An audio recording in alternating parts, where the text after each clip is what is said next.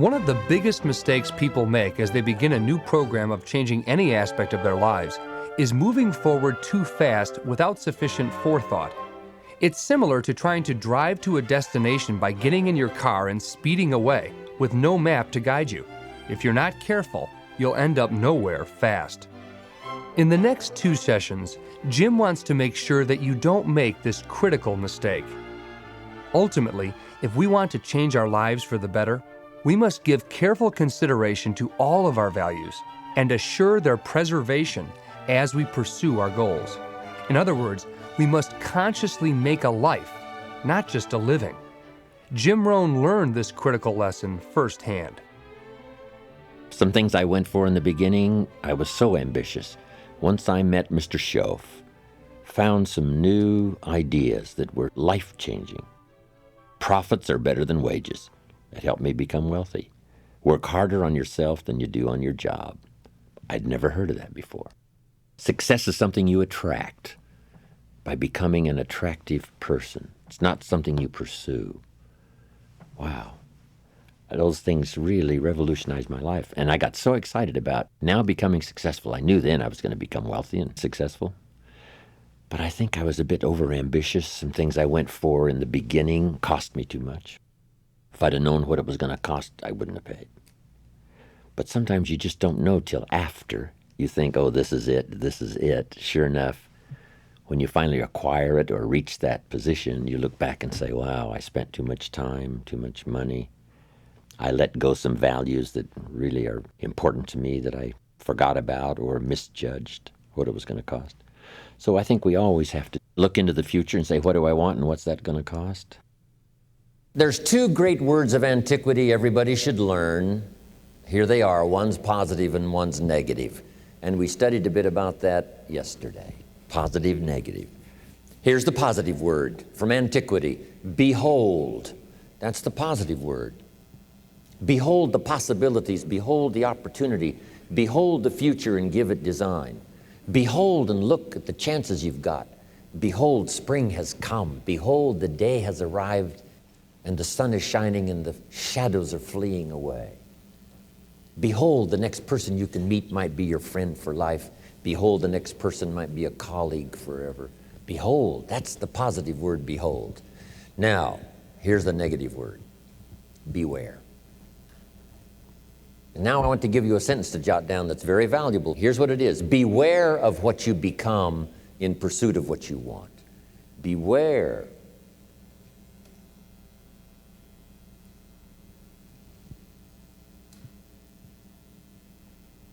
All of our lives, we have to deal with behold and beware. When a kid goes to school, it's behold the opportunity and beware the dangers. Behold and beware.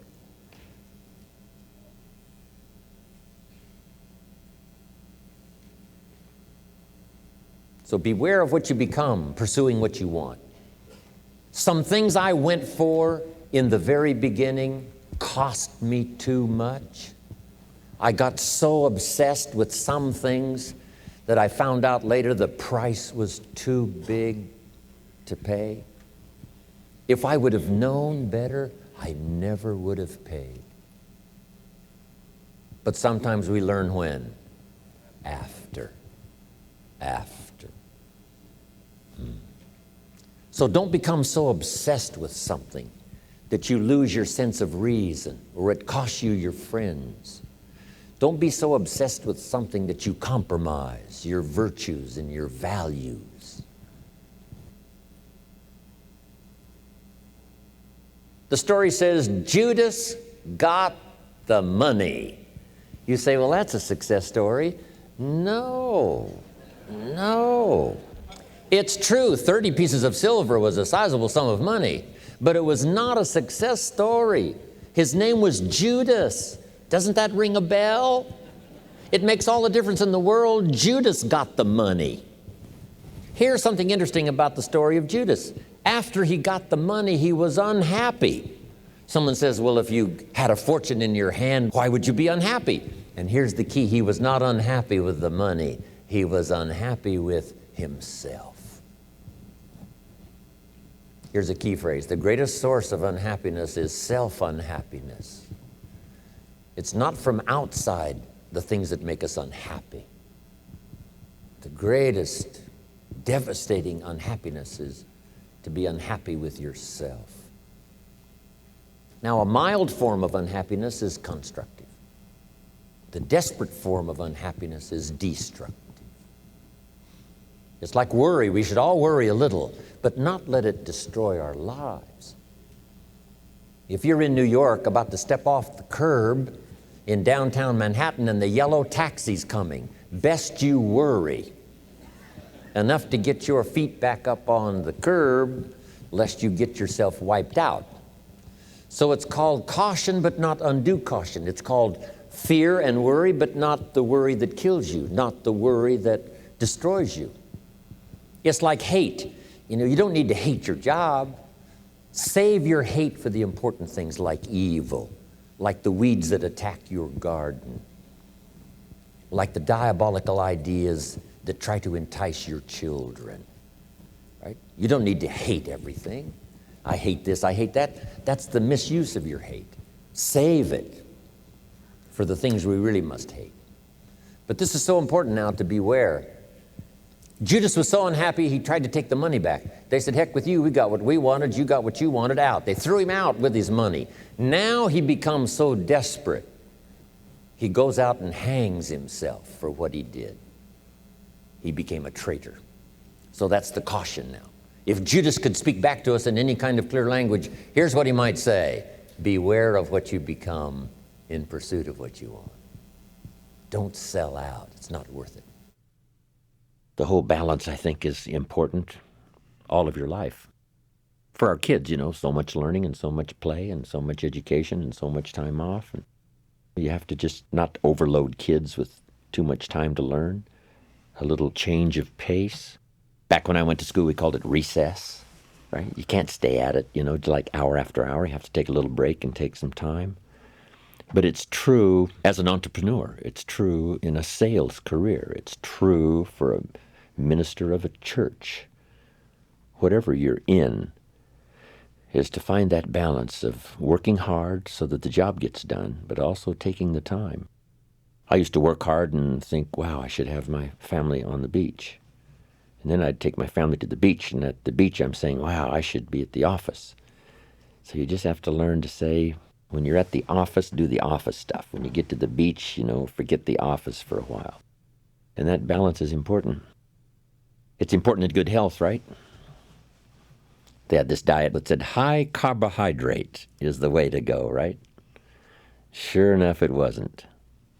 Now it's all finally turned around, and we know a lot more, and it's called high protein, low carbohydrate, and all the rest. So you just have to keep up with whatever's happening. Be a student, not necessarily a follower. You pick up a book on nutrition, this one says, if you do this, you'll live forever. You pick up the second book, and it says, if you do what that first book says, you'll die young. And then the question is, what should I do? Which book should I follow? You say, no, read them both and then make up your own mind. Be a student, not a follower.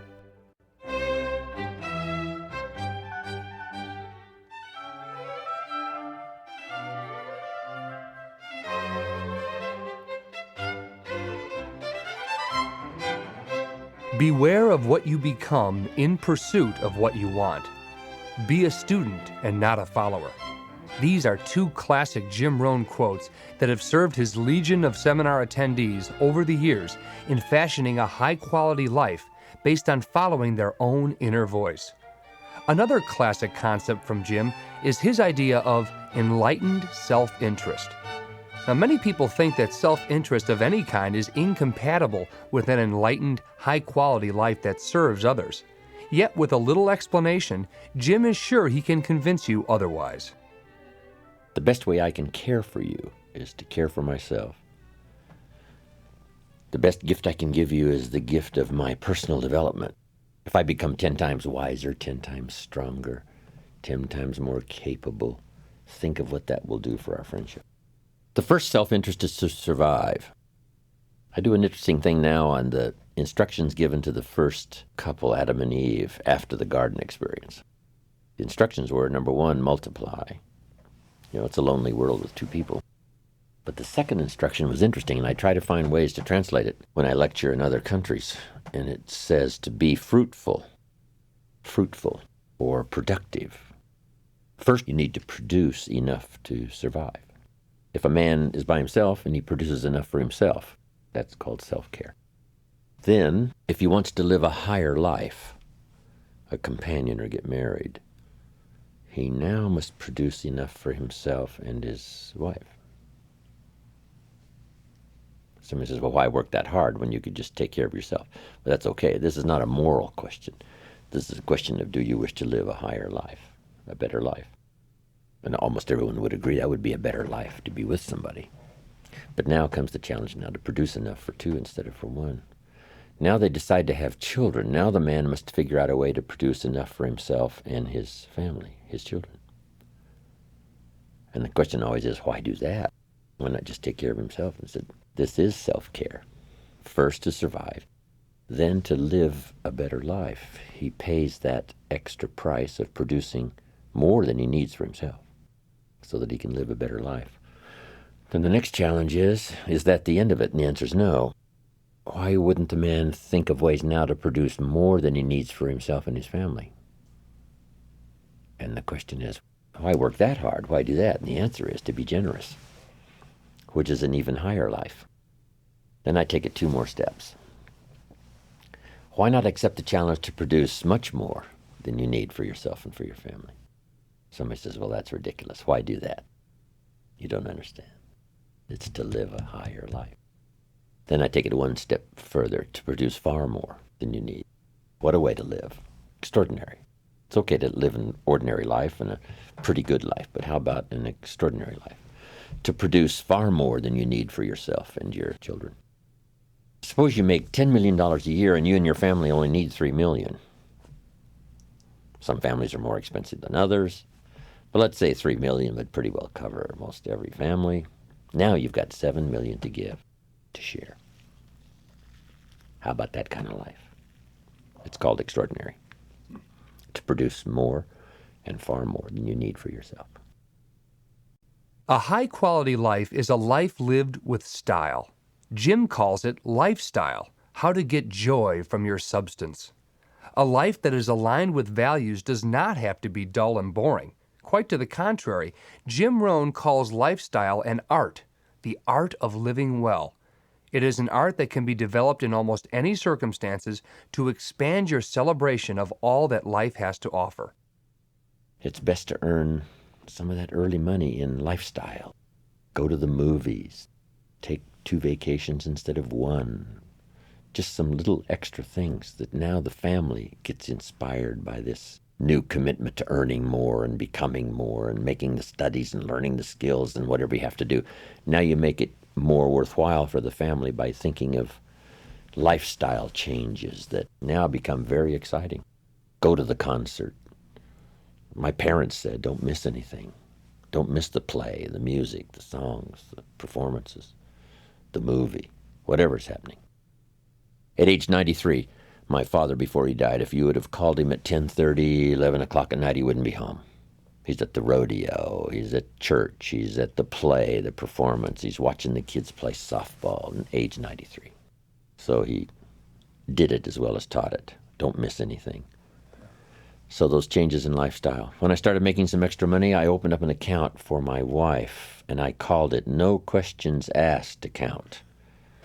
And I said, here is the checkbook for a new account, and it's called No Questions Asked. I'll just keep putting money in there, and you spend it for whatever you wish.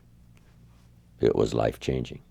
It wasn't a fortune, but she didn't have to ask anymore for money, because I could sense that it was a little embarrassing at times when she had to ask me for money. I thought, well, that's not good. So the first time I get a chance, here's what I'm going to do. And sure enough, I did it. No Questions Asked account. You can't believe what that did. It was absolutely amazing. Anything you can think of that helps to change lifestyle is called making a living, but also making a life.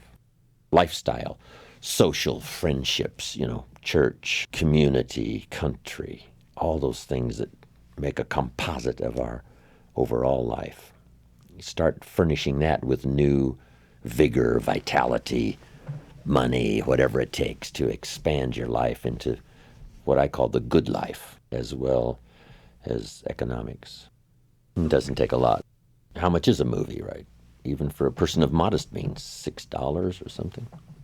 Costs $60 million to make it and only costs $6 to see it. Part of it's just simply priority. Less soft drinks, more movies. Everybody's got the money. The story I tell of the lady who invested the dollar, and now she's a millionaire. So she had the dollar. It depends on where you put it.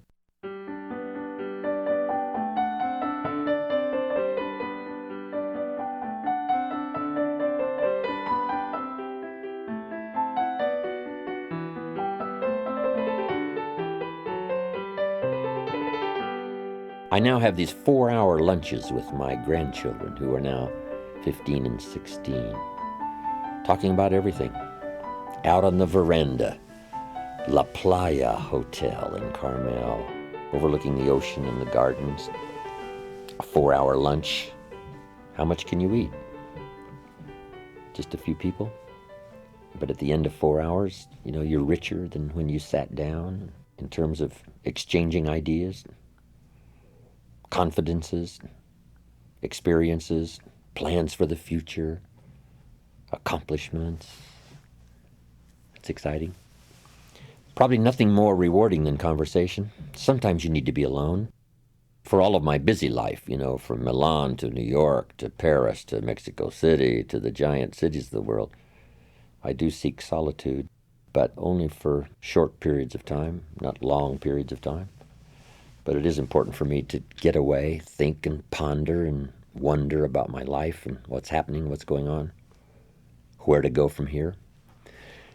But some of the greatest rewards are in personal conversation. I've got some close friends, some mentors that have been around for the last 50 years for me, that a couple of hours of conversation and you've got enough to feast on and live on for a while till you can have the next one. But it's easy to be a little too busy to go to lunch with a close friend and not miss it, or spend an evening with 2 or 3 families and enjoy life. How much is a concert? $25, $30, $40? So he says, well, poor people can't afford to go to a concert. See, no, it's only 8 Coca-Colas. It just depends. So you save up your soft drink money and you do some special things. So lifestyle to live well doesn't cost a fortune. All it costs is paying attention. Then the little dramas. I told a story about calling my father after my mother died.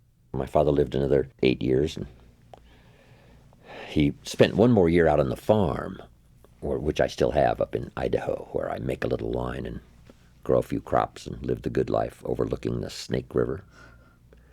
But my father spent 1 more year the nights, and then he got a little lonely, and so I got him a place in this little farm village close by so he could at least go there, spend the night, have breakfast, and then jump in his car and go back to the farm. But then there's a place close by called the Decoy Inn, little cafe, where my father most every morning would have breakfast with the farmers. So I'd call him while he's having breakfast. Just takes 10 minutes. Papa, I'm in Israel. And they'd bring him the phone, and we'd have this conversation. And he'd talk real loud so they could all hear the details. They gave me a reception last night on the rooftop. And he'd say, reception on the rooftop. Underneath the stars, Papa. He says, underneath the stars. So everybody gets in on this little conversation he's having with me. Now he's got a story to tell for the rest of the day. My son called me from Israel, and I know he had to get up in the middle of the night. Makes a much more special day. Only takes 10 minutes. Easy to, easy not to. I'd send him these postcards from around the world, and he'd save them. Show them around. When I'd get back, some of them had a little butter and jelly on them, right, where he'd passed them around at breakfast. And then he'd get to retell the story. I was showing these postcards to my friends, and here's what happened, and here's what they said. And it keeps this lively interchange between father and son going. I took him back where he was born in my motorhome one year. Odessa, Washington. Went to the newspaper office, and he went back into the vaults in this little community, and he found some newspapers dated 1903, when my father was born. So we went through them. No record of his birth. I said, you were born out in the country, Papa. There's no record of your birth here. Like me, I was born at home. Then we went back to Wheeler, where he last went to school. When they had a place in town, they used to have a dry wheat farm, a couple of thousand acres in Moses Lake. But we went back to Wheeler, where he last went to school. He used to arrive early, before the teachers got there, and lit the fires in this old stove, 1 or 2 room school. And it was gone. Tried to locate the place where they might have lived and couldn't find it. It's probably gone. The only thing left in Wheeler was a church and a bar. And my dad says, well, that's a pretty good combination. Get messed up in one place and get straightened out in the other. I said, that's good, Papa. But anyway, to keep that kind of relationship alive, my parents were extraordinary, and the little things you can think of, right, that makes lifestyle unique. It's not a matter of cost. It's really more a matter of time than cost.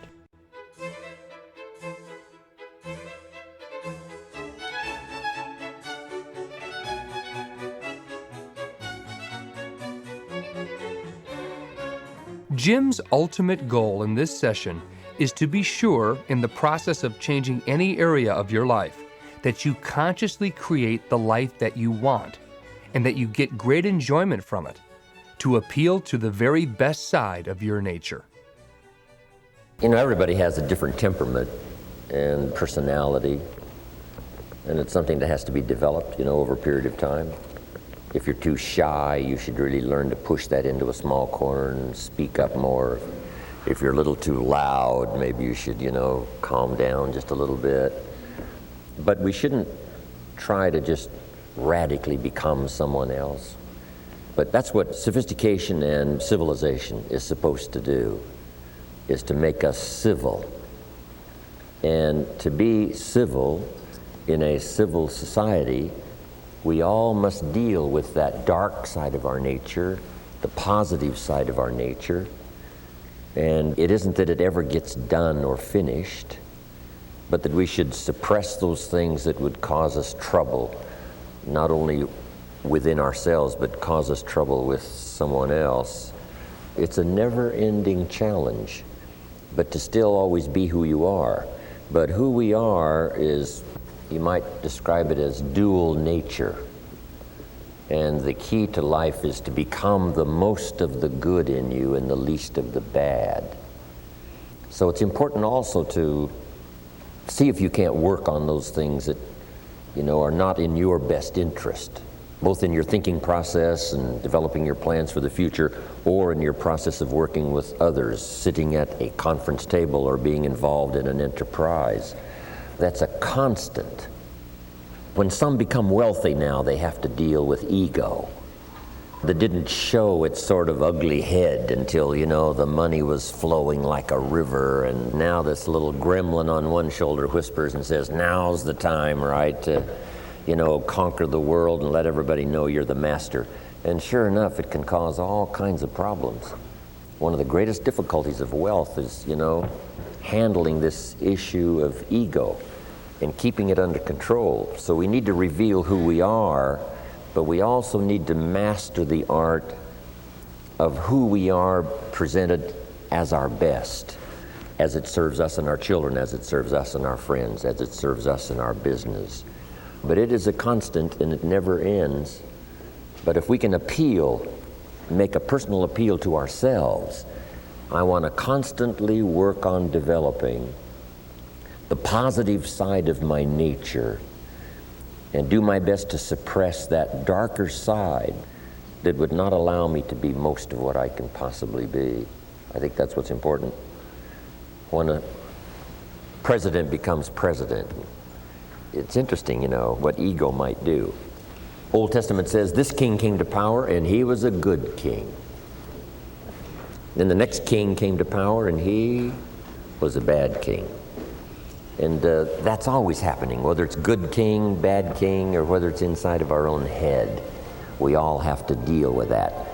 But you might make this note, it's part of the great adventure to deal with it, to become civilized, and to not allow ourselves as we journey along to become uncivilized in our behavior, in our language, in our style, and to try to keep that balance going consistently and present that as the best part of us, as who we are, and then let people see that.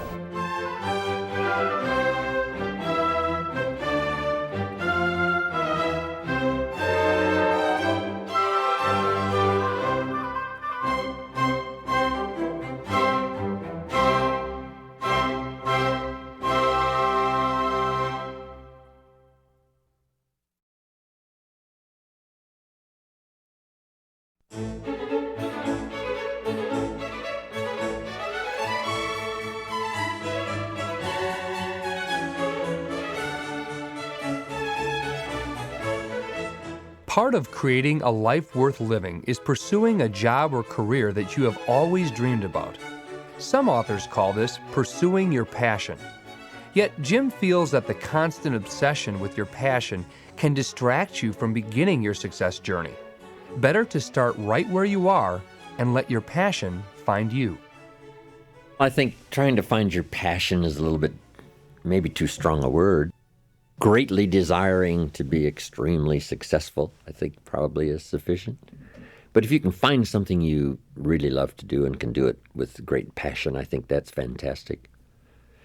But I think being grateful probably is number one. If you've got a job, you got to be grateful. Say, this isn't the greatest job in the world, but even if it's a transitional job getting you where you want to go, you got to be grateful.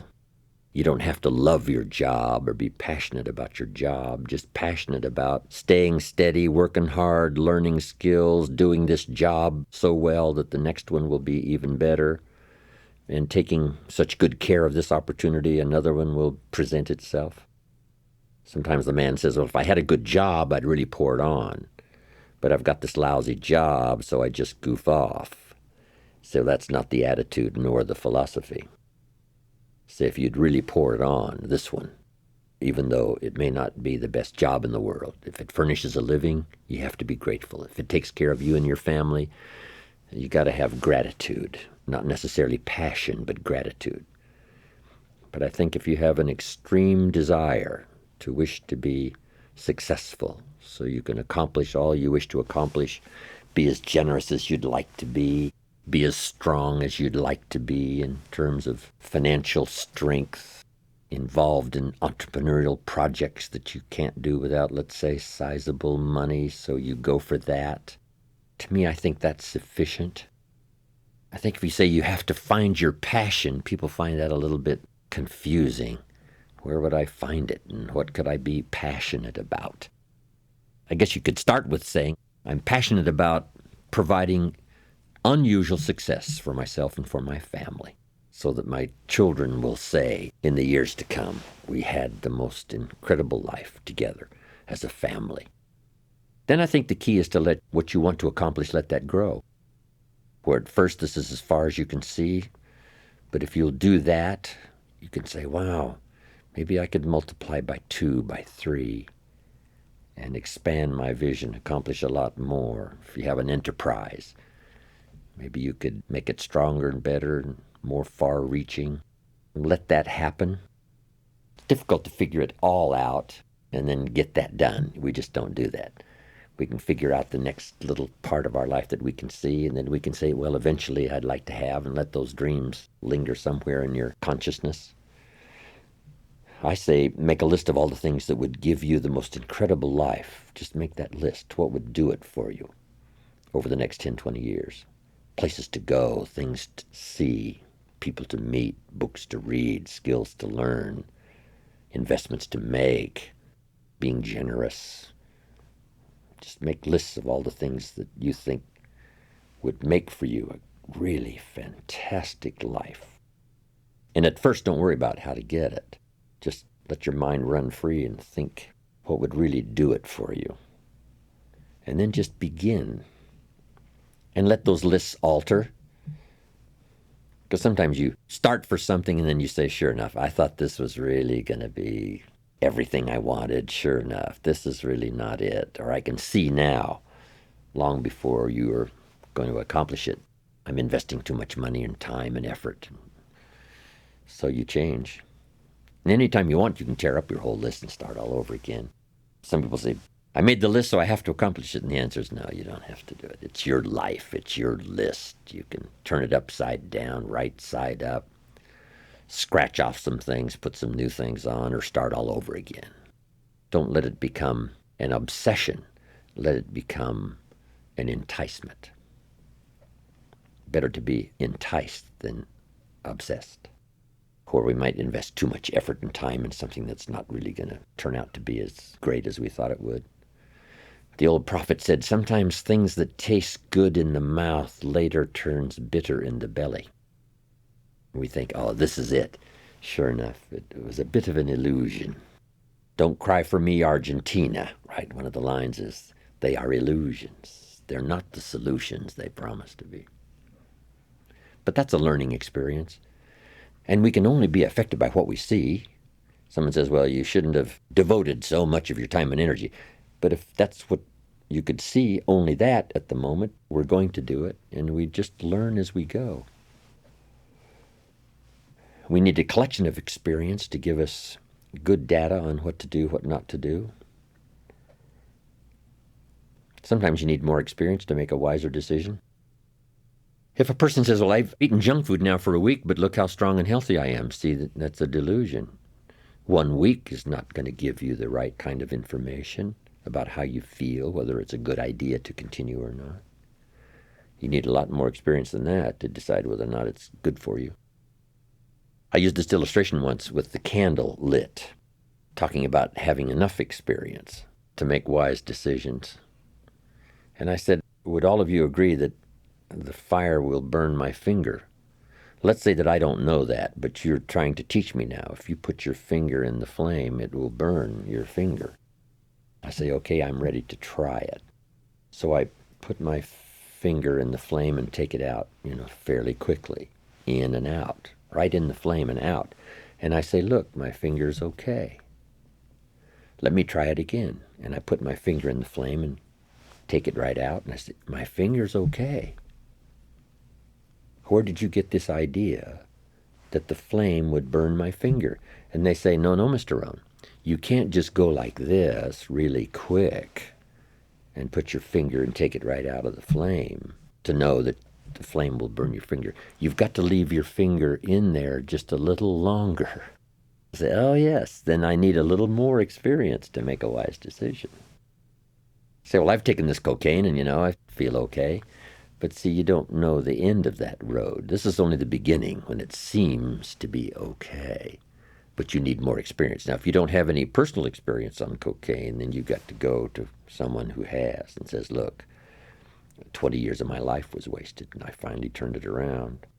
Like some of the old rock and rollers that have turned it around. Amazing. I was in Paris the other day, had 20,000 in my class. Also in town were the Rolling Stones, who rolled into Paris and stopped for a while, with Mick Jagger and all the rest. These guys got through those treacherous days of drugs and alcohol and somehow made it. A lot of them didn't make it. Boy George said, I woke up one day and all my friends were dead. That's enough experience. So maybe if you haven't had enough, you're just getting started, but you better check out somebody that's been down that road for maybe 4 or 5 years or 3 or 4 years or 20 and make a judgment based on a lot more data than just trying something to say, hey, it seems to be okay. I think that's wise advice.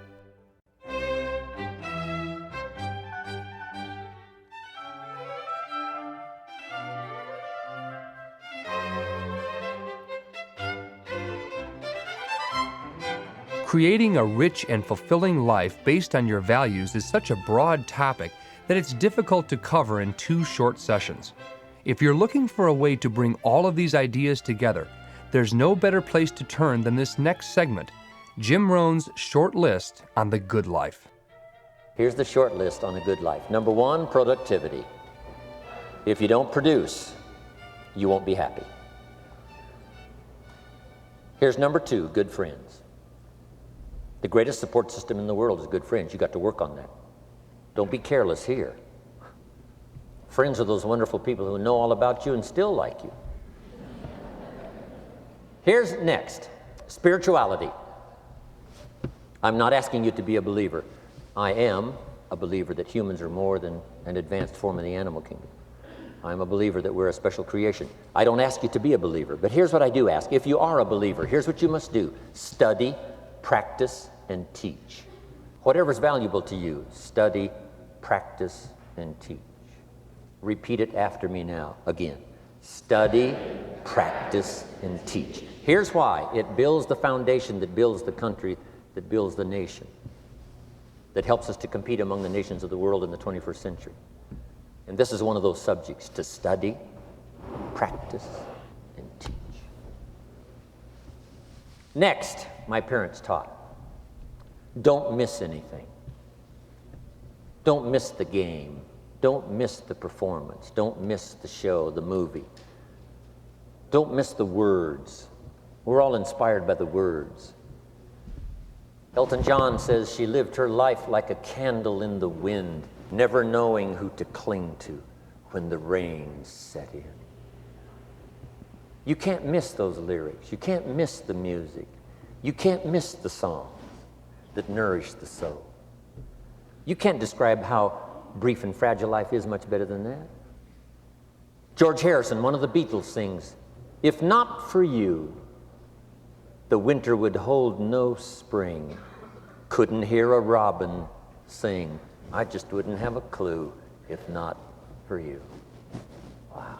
You got to remember the words that reflect the experience. Barbra Streisand sings, "It used to be so natural to talk about forever, but used to be's don't count anymore. They just lay on the floor till we sweep them away. You don't sing me love songs, you don't say you need me, and you don't bring me flowers anymore." Illustrative of all of our experiences. Winston Churchill said, "The truth is incontrovertible. Malice may attack it and ignorance may deride it, but in the end, there it is." You got to use that. Feast on someone else's comments. Because, see, you could stay up all night and not think of that.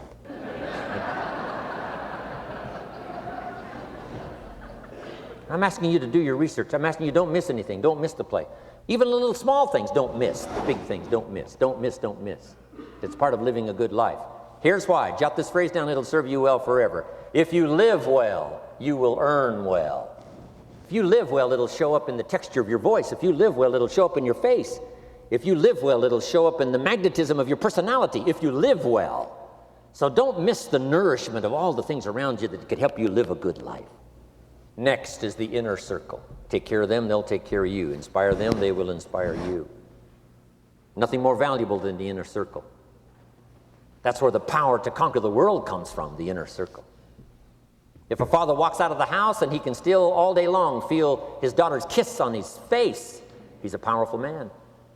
That nourishment of the inner circle is so incredible. If a husband walks out of the house and all day long he feels the imprint of his wife's arms around his body, he's invincible. Who can touch him? One person caring for another, the old prophet said, is the greatest of virtues. There's many virtues and values, but the greatest is love, one person caring for another.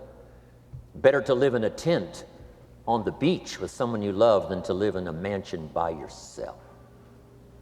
People caring for people, and especially that inner circle where the power is so magnificent that if you draw from it, if you nourish it, and then it nourishes you. Now, here's my last comment. Ask for God's help. We could all use a little help. But my whole seminar was what you can do. A man took a rock pile, turned it into a fabulous garden. Somebody came and saw it and said, "You know, you and the good Lord have this fabulous garden here." The gardener said, "I understand your point, but you should have seen it a few years ago when God had it all by himself." So we do play a part.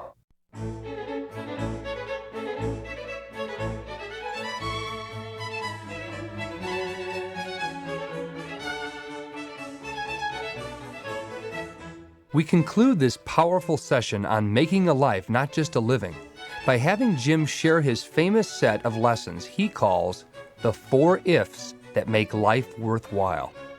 This was the framework for one of the very first talks Jim did over 41 years ago, and it contains a message that we need even more desperately today. The first one is life is worthwhile if you learn. Of course, that's the beginning of being a civilized person. A person of accomplishment is to learn. We go through those early grades in school. Part of the learning process, though, starts right before we go to school from our parents, mother, father, hopefully. I was very fortunate to have excellent parents who taught me well even before I started school. My mother taught me how to read and write before I went to school, so it made school a lot easier, and I enjoyed it all the years I went through high school, 1 year of college.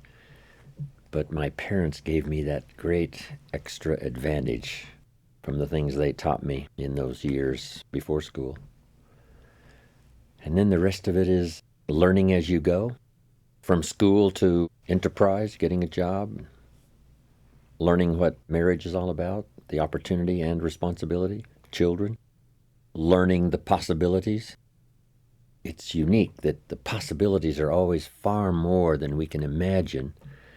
So first we imagine the possibilities, then we imagine the possibilities that are possible for us. And I think we need both. Someone gives their testimonial and said, I started with this and I became wealthy, and if I can do it, you can do it. And they take us into a story of possibilities far beyond what we think we could possibly accomplish. But at least we can take from that testimonial their comment that if I can do it, you can do it. I started with nothing and look what happened for me. You could do it. But on our part now, it's a matter of personal choice. But at least it gives us a glimpse into the full range of possibilities.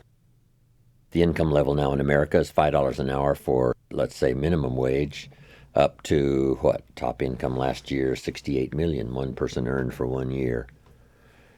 That's the full range of possibilities. Then we have to figure out on that full range of possibilities what's possible for us. Then you go as far as you can see at the moment. But accomplishment, it's just like ambition. Accomplishment helps you to see that much more. Once you've learned some skills, gotten some experience, you learn from that and you say, wow, maybe a couple of more skills and I could multiply my value by 2, by 3, by 5, plus my income, plus my ability to be influential, powerful, helpful. So it's true. Life is worthwhile if you learn. I say to the kids when I have a chance to lecture high school or college, nothing worse than being stupid. Make sure you get the information while you're here in school. You can sort through it later, throw some away, forget some, whatever, but make sure you get it. Being broke is bad, but being stupid is really bad. And what's really, really bad is being broke and stupid, I say. Nothing worse than that unless you're sick. Sick, broke, and stupid. And that's the ultimate, unless you're ugly. Ugly, sick, broken, stupid, life's most negative scenario. But from the kids to all of us, that's lesson number 1. You have to learn. Part of it we learn by trial and error. We do it wrong and learn to do it right. We think it's right and we work it and it doesn't work, so now we learn from that. Hopefully we learn fast, as quick as possible. But it's true, life is worthwhile if you learn. Second, life is worthwhile if you try. Learn something and give it a try. See if you can do it. See if it'll work for you. We play the game to see if we can win. You can't just say win. Say, no, you got to try. Play the best you can. See if we can have a higher score than the other team when we finish, so we walk off winners. But if we lose a game, that doesn't mean we're losers. It only means we lost the game. So the key is to try it again. See if we can win next time. Put a better combination together. But the same is true economically, or a job, or employment, or enterprise. The farmer plants in the spring, takes care of it all summer. But at harvest time, a hailstorm comes along and beats his crop into the ground, which means now all is lost in terms of his harvest. So the question is, should he ever try again? And the answer is, of course. Because the law of averages says more often than not, if you plant in the spring, you'll have a harvest in the autumn. more often than not, which is pretty good odds. Better than Las Vegas. But it's not a guarantee. Every time you plant in the spring, you will have a harvest in the fall, but more often than not, you will. So, of course, even if it was all lost, he would go back and try again in the spring. Not a guarantee, but a promise and an opportunity. And that's all of us can do, is to try our best with whatever opportunities come our way. Part of it's learning to recognize opportunity, take advantage of it. Chance to meet somebody and we let it slip by, and wow, that could have been the chance of a lifetime, could have been an open door.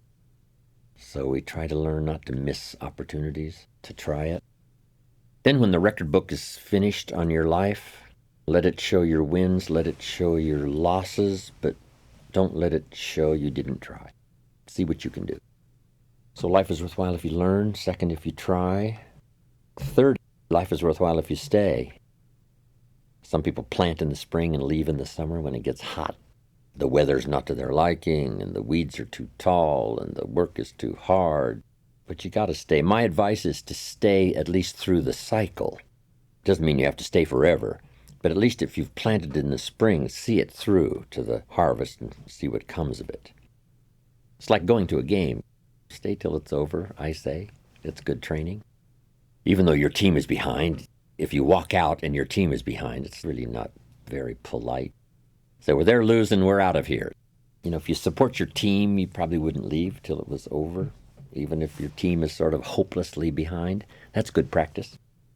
Who are these people that leave early and spill their soft drink down your neck and step on your shoes and trying to get out early to beat the traffic? If you lay the foundation, at least see this project through, finish this one. Doesn't mean you have to build ever again, but at least if you've started this one, see if you can't accomplish this one, to stay through the summer, stay through the challenges, stay until at least this project is finished, and then make a decision on whether to plant again or whether to start another project or whether to do something again. Probably more marriages could be saved if they decided to stay at least a little longer, see if it could be worked out. Sometimes it might be as possible, but at least stay and try. See if there's another answer, another alternative, another way. And there usually is. So if you learn, if you try, and if you stay, my last one was if you care. And I came up with the phrase, if you care at all, you'll get some results. If you care enough, you could get incredible results. Part of the miracle of the human capability and possibility is the ability to care, to love, to truly care about someone else, or to care about the enterprise, or to care about your country, or to care about your village, or to care about your friendship. Care enough to repair what goes wrong. Care enough to confront the challenges, to make something better. Great human possibility to care. Whether it's our children, whether it's our friendships, whether it's our duties to our country or our community. To care about the future of your country, to care about the future of your life, your family, to care what happens. Easy to be tempted not to care, especially if you're a bit of a distance from it. I made a trip last year to India, my third trip to India. It's hard to comprehend a country with so much poverty and extreme challenges for human beings. There might not be anything you can do personally, except maybe offer your prayers, but at least to care about what happens, with hope that their life will be better. They'll find ways and means of feeding the poor, inspiring the children, giving hope to the father who wants to take care of his family, whether it's in some remote village or some dusty New Delhi street. To care about the world, which direction it's going. When the world is half slave and half free, that's a difficult time. Abraham Lincoln said, "Since I would be no one's slave, I will be no one's master." That's good caring. Caring put in philosophical terms. And then care about each other, especially the people you work with and you're close to, because it takes everybody. One person doesn't make an economy. One person doesn't make an institution, an enterprise. It takes all gifts blended together to make something work, and learning to appreciate each person's value. I said to my audience yesterday in Colorado Springs, we had about 1,000. I said it took everybody being here to make this occasion. Those who spread the word, said, come and hear the man, me to fly in and show up, took a lot. Then when you walk into a seminar room where there's 1,000 people, you walk in by yourself. But when you walk away, you carry away with you the spirit of all the people, the reaction of all the people. Maybe you had a chance to meet somebody or several people. You walk away with their testimonial or their good wishes. So when you walk in, you only bring one person, but you make the contribution to the whole. Then what's the big factor, the multiplying factor, is that the whole makes a contribution to you as an individual. So by contributing only one person, which is you, but your handshake, your smile, your participation, your reaction, but then you walk away with the substance of everybody, which makes you much richer than when you walked in. People have often asked, what would you like to be remembered about you? I've been given so many extraordinary opportunities, and I would like to know that I've made a contribution. And if when I'm gone it says, he made a major contribution to the lives of millions, that'd be an extraordinary thing to say about me. But I think as long as toward the end of your life you find yourself respected by your family and your close friends, that's probably just about as good as it gets. They know who you are probably better than anyone else. They know your dignity. They know your service. They know your dreams. They know your commitments. They know the hard work you've done. They know the contribution you've made better than anyone else. And if you have their respect toward the end of your life, family and close friends, whether the world recognizes it or not, or sees it or not, or whether they build a statue in your honor or fail to put your name in the Hall of Fame, it really wouldn't matter that much.